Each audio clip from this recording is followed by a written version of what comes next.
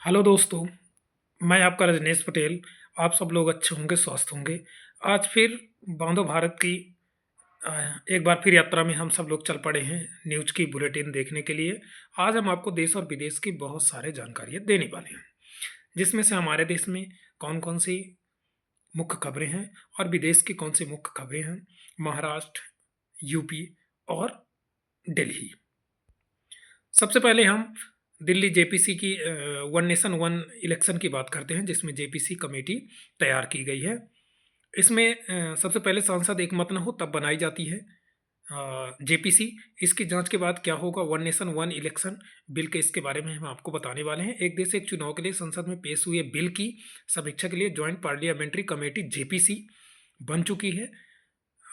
JPC में दोनों सदनों के सांसदों को शामिल किया गया है, जिसमें कांग्रेस और बीजेपी भी शामिल है। लेकिन क्या है जेपीसी, और अगर इसके सदस्य एक फैसले तक नहीं पहुंचते तो क्या हो सकता है, इसके बारे में हम आपको जानकारी देंगे। One nation one election bill संसद में पेश होने के बाद अब जॉइंट पार्लियामेंट कमेटी जेपीसी के पास पहुंच चुका है। कमेटी को अगले सत्र के आखिरी हफ्ते तक अपनी रिपोर्ट देनी होगी। इसमें लोकसभा और राज्यसभा दोनों से ही सांसद होंगे, जो कभी प्रमुख पार्टियों को रिप्रेजेंट करते हैं। बिल पेश किए जाने पर विपक्ष के विरोध को देखते हुए कमेटी बनाई गई है। अब आगे क्या होगा, ये क्या ये समिति जो भी कह दे बिल के साथ ही वही होने वाला है, इसकी कुछ सीमाएं हैं।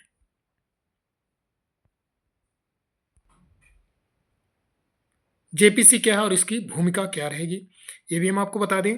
सरकार ने एक देश एक चुनाव बिल को सदन के पास संयुक्त संसदीय संसदीय समिति यानी जेपीसी के पास भेजा है। यह एक विशेष कमेटी है जिसे राष्ट्रीय महत्व के मामले के जांच के लिए खुद संसद ही बनाती है। जेपीसी खासतौर पर विधेयकों या पैसों की बड़ी गड़बड़ी के आरोप को देखती है, उनकी जांच कराती है। जेपीसी में दोनों ही सदनों के सदस्य होते हैं, राज्यसभा और लोकसभा, जो लगभग सभी बड़ी पार्टियों को रिप्रेजेंट करते हैं। ये कमेटी एक तरफ से उन मुद्दों पर रिसर्च करती है और रिपोर्ट बनाती है जिसका आगे चलकर देश पर लंबा असर होने वाला हो। आमतौर पर कब बनती है जेपीसी, ये भी बता दें। ये अमूमन उन विधेयकों, नीतियों या मुद्दों की जांच के तैयार की जाती है जिनकी जांच समांतर संसदीय प्रोसेस से मुमकिन नहीं है। फाइनेंशियल अनियमितता के अलावा ये सरकारी कामकाज में बड़ी गड़बड़ी की भी जांच कर सकती है। लेकिन हर बार कमेटी एक खास एजेंडे के साथ तैयार होती है।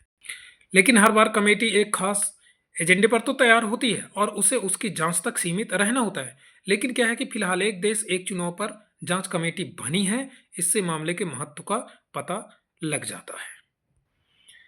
अब हम आपको बताने जा रहे हैं अगला न्यूज़ है जो विदेश से जुड़ी हुई है। काहिरा का प्लान क्या है, इससे सबसे ज़्यादा आबादी 8 मुस्लिम देश मिलकर क्या करना चाहते हैं, इसके बारे में हम जरूर आपको जानकारी देना चाहेंगे कि गुरुवार को एक इजिप्ट की राजधानी काहिरा में 8 मुस्लिम देशों के लीडर इकट्ठा होने जा रहे हैं। इकोनॉमिक बेहतरीन के लिए बने इस संगठन की D8 में एक दशक बाद ईरान के राष्ट्रपति भी हिस्सा लेंगे।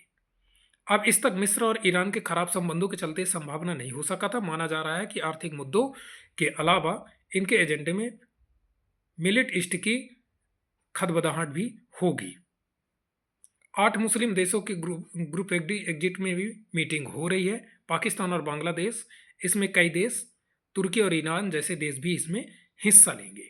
आर्थिक मुद्दों के अलावा इस बैठक में मुस्लिम देश फिलिस्तीन मुद्दे को भी उठा सकते हैं। खासकर सीरियाई तख्तापलट के बाद इजराइल जिस तरह से आक्रामक हुआ है, उसे लेकर अंदाजा लगाया जाता है कि देश इजराइल के खिलाफ कोई भी प्रस्ताव ला सकते हैं। विकासशील मुस्लिम देशों के संगठन में Pakistan, Bangladesh, Indonesia, Malaysia, Nigeria, Egypt, तुर्की और ईरान शामिल है। संगठन का पूरा नाम है D8, organisation for economic cooperation है। साल 1997 में मुस्लिम देश की आर्थिक तरक्की के लिए बना ये समूह एक मामले में खास है कि केवल इन्हीं 8 देशों के लिए कुल आबादी लगभग 1.25 अरब है, जो दुनिया भर की मुस्लिम आबादी के 60% जितनी है। इसमें अरब देश जैसे सऊदी अरब, इराक, सीरिया, कतर और यूएई शामिल नहीं हैं। दक्षिण पूर्वी एशियाई से अफ्रीका तक फैले देशों का पहला एजेंडा था कि आर्थिक बढ़त, फिर इसमें सोशल मुद्दे भी थे, शामिल होने लगे। इस बार इसमें ईरान के राष्ट्रपति मसूद फेजोस्कियन भी हिस्सा ले रहे हैं। यह एक दशक बाद किसी ईरानी लीडर की पहली इजिप्ट यात्रा है, जिसके कई मायने लगाए जा रहे हैं। एक बुलेटिन और है कि अंग्रेज जज ने किया था संस्कृत में ट्रांसलेट। जानिए क्यों मनुस्मृति हमेशा विवादों में आ जाती है। कांग्रेस लीडर राहुल गांधी ने शनिवार को केंद्र पर हमला बोलते हुए साथ में मनुस्मृति को भी लपेटे में ले लिया। एक हाथ में संविधान और दूसरे में मनुस्मृति लेकर संसद पहुंचे राहुल ने बीडी सावरकर के हवाले से कहा कि वे संविधान नहीं बल्कि इस किताब के हिसाब से देश चलाना चाहते हैं। यह पहली बार नहीं है कि जब मनुस्मृति निशाने पर है। नेता प्रतिपक्ष राहुल गांधी ने शनिवार को सत्ता पर निशाना साधते हुए साथ में मनुस्मृति की आलोचना कर डाली। मनुस्मृति पर पहले भी विवाद होता रहा है। सत्ता से लेकर आम आदमी के लोगों के बीच लेकर बहस होती रही है। इस किताब का जिक्र अंग्रेजी दौर में शुरू हुआ। ब्रिटिश अधिकारी इसे कथित और बहुसंख्यक को समझने के लिए रेफरेंस तौर पर इस्तेमाल करते थे और इसके बाद वे फासला बढ़ता गया। किताब के बारे में जानने से पहले एक बार जानते हैं कि आखिर मनु कौन थे। उनके बारे में भी जान ले। मनु को आदि पुरुष माना जाता है, जिसने समाज को चलाने के लिए अलग अलग तरह की व्यवस्थाओं की बात की है। इसमें धर्म भी था, राजनीति भी था और घर गृहस्थी भी थी। हालांकि मनुस्मृति के असल क्रिएटर के बारे में विद्वानों की राय बटी हुई है। कोई इसे ईसा से कुछ 100 साल पहले बताता है तो कोई लगभग 200,000 साल पुराना। अयोध्या में बटी हुई किताब है मनुस्मृति। इसमें 12 अध्याय हैं, जिनमें 2684 श्लोक हैं। अलग अलग भाषाओं और अलग अलग विद्वानों की टीकाओं समेत इसमें श्लोकों की संख्या कम ज़्यादा भी हो जाती है। कुछ ही दशक के भीतर मनुस्मृति पर कई किताबें कई मॉडिफिकेशंस के साथ मिली। इससे यह भी अंदाजा लगाना मुश्किल है कि यह किताब एक ही लेख का है या समय के साथ इसमें कई लोगों के विचार जुड़े हुए हैं। अभी इस समय आपने देखा होगा कि संभल की जो दंगे 1978 में हुई थी, उसके बारे में भी हमने आपको जानकारी दी थी। जो हमारा भारत देश हिंदुस्तान है, उसमें आपने देखा होगा कि कहीं ना कहीं हिंदू मुस्लिम हमेशा लड़ाइयाँ चलती रहती हैं। लेकिन अगर हम बात करें जम्मू कश्मीर की, नक्सलवाद आतंकवाद से हमारा भारत देश कहीं दूर नहीं रहा। इससे भी कई आम लोग जो हमारे भारत देश के आम नागरिक हैं, उनकी कहीं ना कहीं जान चली जाती है। हमें लगता है कि कहीं जो पुराने मंदिर हैं उनके बारे में भी बातें करेंगे, जो हमारे जंगल हैं, जो नेशनल पार्क हैं, उनके बारे में भी हम अपनी वीडियो में बातें करते रहेंगे। अब इसमें जो संभल की है उसमें एक बात आती है कि क्या है कार्बन डेटिंग, जिससे मंदिर या इमारतों की सही उम्र का पता निकाला जा सकता है। संभल मामले में क्या होगा इसके बारे में हम जरूर आपको बताएंगे। जैसे एक होता है ना कि भारतीय पुरातत्व सर्वेक्षण, ये है ASI की टीम संभल के कार्तिकेश्वर महादेव मंदिर की उम्र का पता लगाने के लिए कार्बन डेटिंग करेगी। यह मंदिर हाल ही में लगभग 50 साल बाद खोजा गया है, लेकिन यह कितना प्राचीन है इसी की जांच का पुरातत्व विभाग करेगा। इससे पहले ज्ञानव्यापी मामले में भी कार्बन डेटिंग की बात हुई थी। संभल के खग्गूसराय में मिले शिव मंदिर और कुएं की कार्बन डेटिंग के लिए भारतीय पुरातत्व सर्वेक्षण ASI की टीम नमूने लेने पहुंची हुई है। इसकी कार्बन डेटिंग की जाएगी ताकि यह पता लग सके कि मंदिर और कुआं कौन सी सदी का है। इससे पहले ज्ञानवापी मस्जिद में मिले कथित शिवलिंग की कार्बन डेटिंग की बात हुई थी, जिस पर सुप्रीम कोर्ट ने रोक लगा दी थी। कार्बन डेटिंग का नाम अक्सर किसी पुरातात्विक खोज में आता रहता है। दुनिया में पहली बार कार्बन डेटिंग का उपयोग ब्रिटेन के स्टोनहेंज में हुआ था। इसमें यह पता चला कि यह स्मारक 3 से 2000 ईसा पूर्व अलग अलग चरणों में हुआ है। रेडियो कार्बन डेटिंग के दौरान उन सारी चीज़ों की जांच हुई जो वहाँ से मिले थे।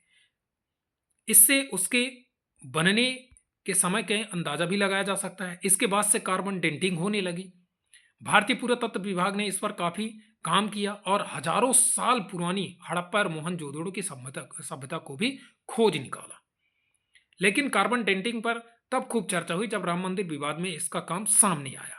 पुरातत्व विभाग के सर्वे में पता चला है कि वहां मस्जिद से पहले मंदिर का स्ट्रक्चर था।